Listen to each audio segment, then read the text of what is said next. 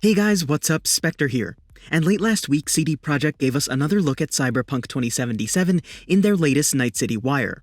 I'll be discussing a few things we learned about the city itself, some choices behind its design, a quick refresher about how next-gen will work for this game, as well as the specs you'll need if you plan to play on PC. They might just surprise you. Let's jump in.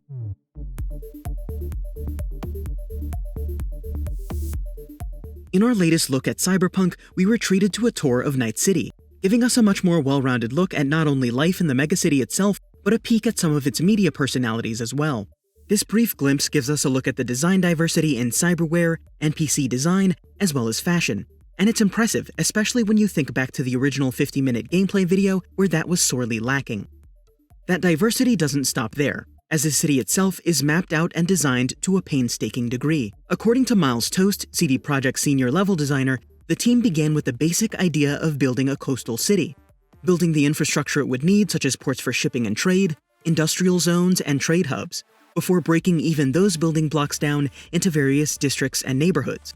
Each space was designed to feel lived in and then buried in more expansion, creating this almost layering effect, as various groups inhabit the city and both local and global events change the face of Night City itself.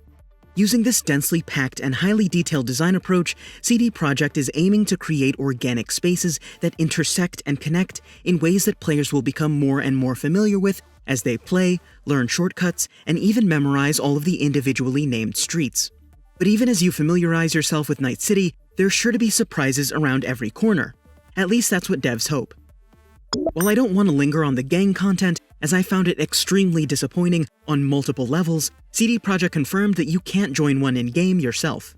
Speaking of things that can either be great or disappointing depending on who you are, PS5 pre-orders went live recently.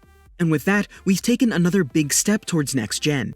So I thought I'd revisit just how cross-gen play and upgrades would work, because even I was admittedly left scratching my head for a second after I secured my PS5 pre-order.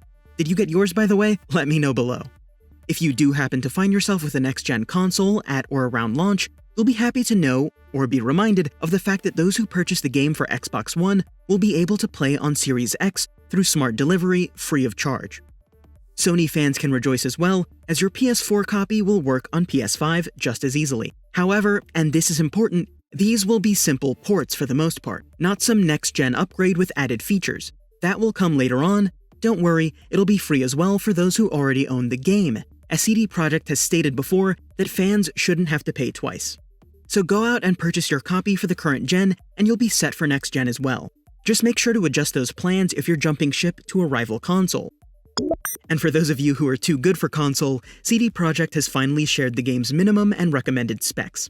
And they're not as high as we thought they'd be, with the minimum specs calling for a Windows 7 or 10 system running DirectX 12, an Intel Core i5-3570K, or AMD FX 8310, 8 gigs of memory, an NVIDIA GTX 780 or AMD Radeon RX 470, and 70 gigs of storage.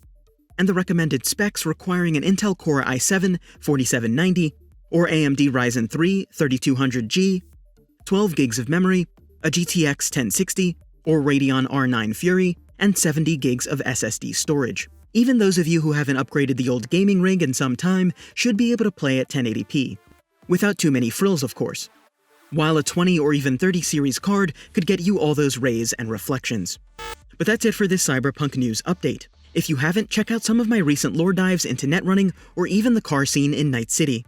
Make sure you're subbed so you don't miss any high-quality Cyberpunk content, and don't be afraid to hit that notification bell. And as always, thanks for watching, guys.